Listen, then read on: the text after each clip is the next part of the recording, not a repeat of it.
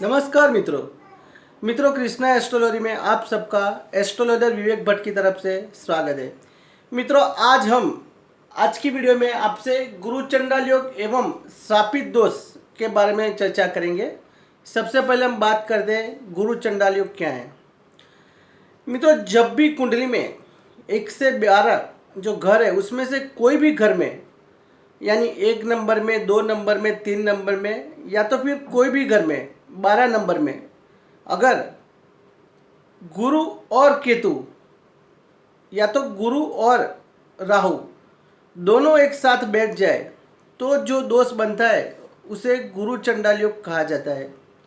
गुरु चंडाल योग कैसा प्रभाव देगा उस पर चर्चा करने से पहले हमें यह जानना जरूरी है कि गुरु का प्रभाव युति में कितना है और राहु का प्रभाव कितना है। अगर मान के चलो गुरु का प्रभाव ज़्यादा है तो यह समस्या का प्रभाव बहुत कम देखने को मिलेगा, और अगर राहु का प्रभाव ज़्यादा है तो यह दुर्योग का प्रभाव ज़्यादा देखने को मिलेगा।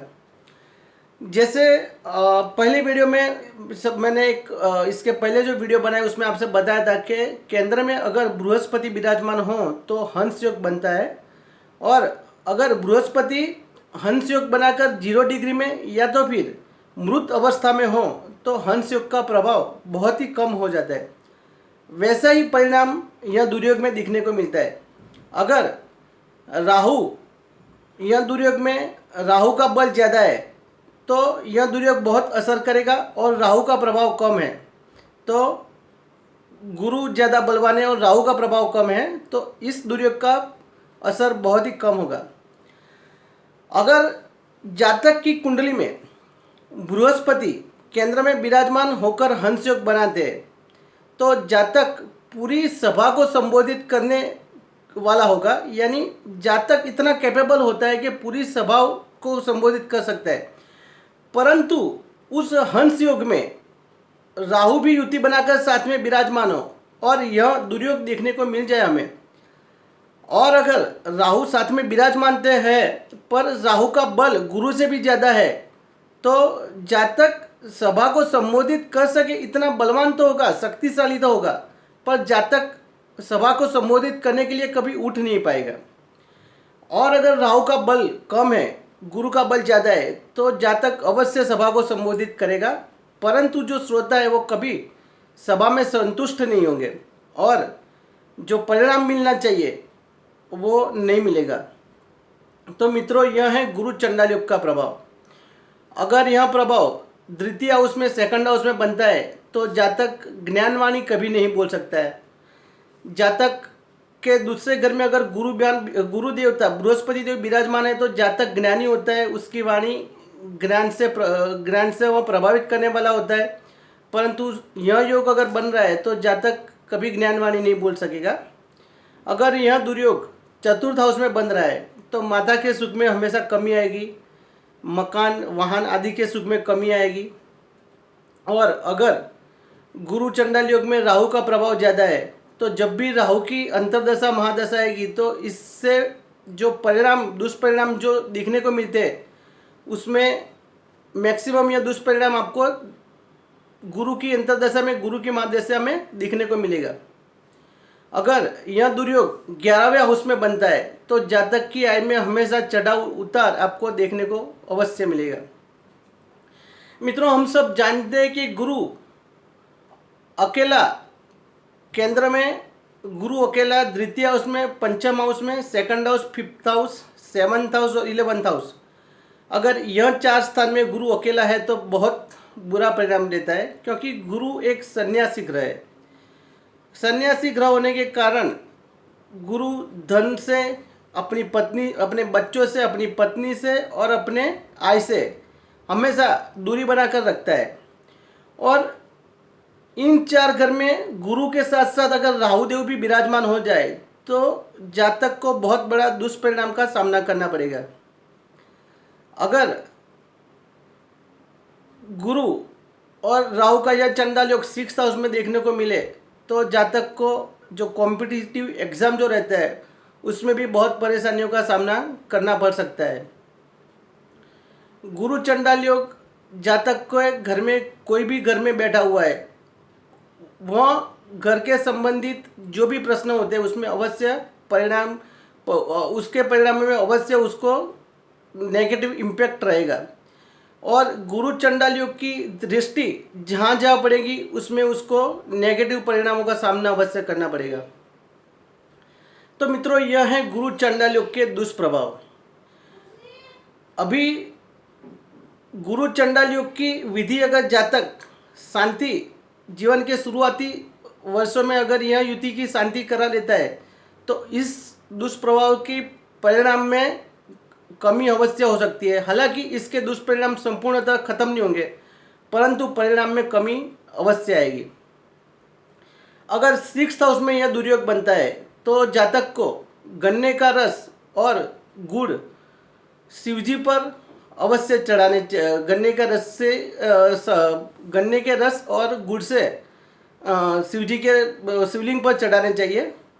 अगर 5th हाउस में, 9th हाउस में, 11th हाउस में यह युति बनती है तो जातक को दूध का, पंचामृत का अभिषेक शिवजी पर सोमवार के दिन अवश्य करना चाहिए।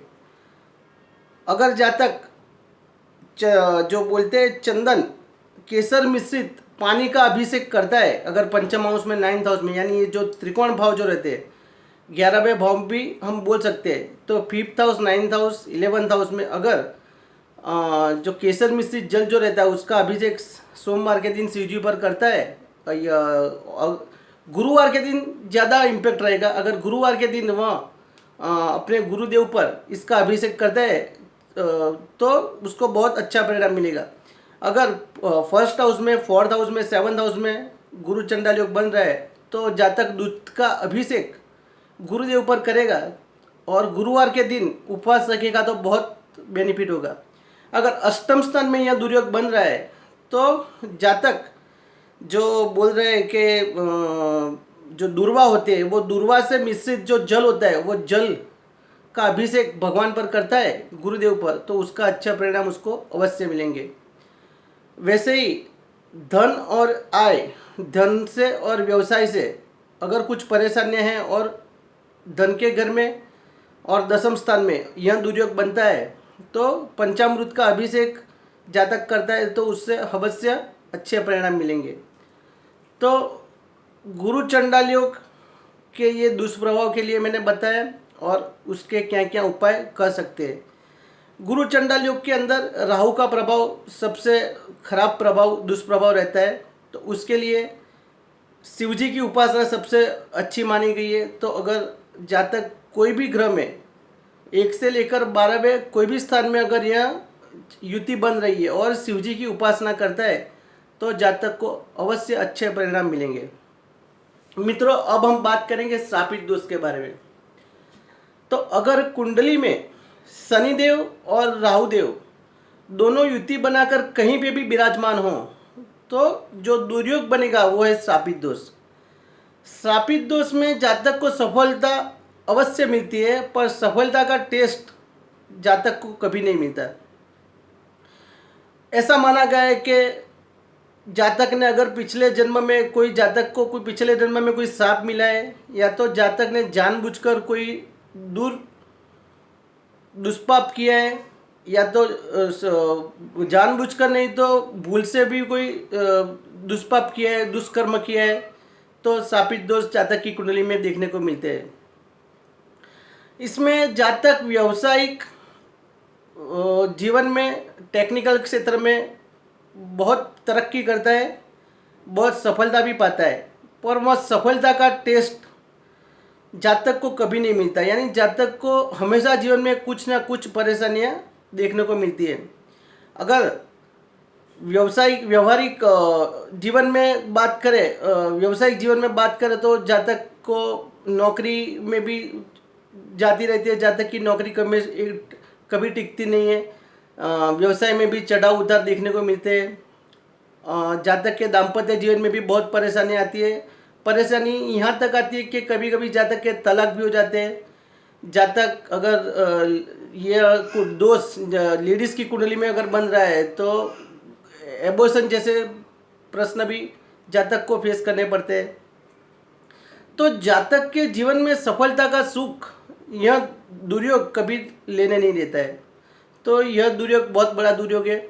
यह दुर्योग के भी ज्योतिष के परामर्श के अनुसार उसकी पूजा अर्चना करके उसी दोष को निवारण कर देना चाहिए। अगर शनि और राहु देव में से शनि देव और राहु देव के लिए शनिवार के दिन मछली को दाना खिलाया जाए, या तो भी सोमवार को राहु देव और शनि देव से यह दोष बनता है तो सोमवार को शिव जी की पूजा कर दी जाए, तो शिव जी को काला तल चढ़ाया जाए या दूध साथ में चढ़ाया जाए, तो यह दुर्योग बहुत कम प्रभाव देगा और काफ़ी हद तक जातक को मुक्ति मिलेगी। अगर जातक शनिदेव के जो बीज मंत्र है ओम सम शनेश्वराय नमः, और साथ में राहु देव के जो बीज मंत्र है ओम राम राहवे नमः, वह दोनों शनिदेव का बीज मंत्र और राहु देव का बीज मंत्र के 108 बार माला जपेगा तो भी जातक को काफ़ी हद तक शांति मिलेगी। तो यह उपाय से श्रापित दोष से हमें काफ़ी हद तक शांति मिल सकती है। तो मित्रों, आज हमने बात की गुरु चंडाल योग क्या है, जातक को कैसे प्रभावित कर सकते हैं और उससे निवारण के लिए जातक क्या क्या कर सकता है, और साथ में हमने बात की श्रापित दोष क्या है और श्रापित दोष से कैसे हमें मुक्ति मिल सकती है। तो अभी नेक्स्ट वीडियो में आपसे बात करेंगे कि संतान योग जातक की कुंडली में कैसे बनता है, और पत्नी और पति दोनों की कुंडली क्यों आवश्यक है, और उसमें प्रश्न लग्न कुंडली के साथ साथ कौन कौन सी कुंडली भी महत्वपूर्ण है उस पर हम चर्चा करेंगे। तो मित्रों, आज के वीडियो में जो मैंने बताया गुरु चंडाल योग और श्रापित दोष के बारे में, तो मैं मेरी वाणी को यहीं पे विराम देता हूँ। नमस्कार।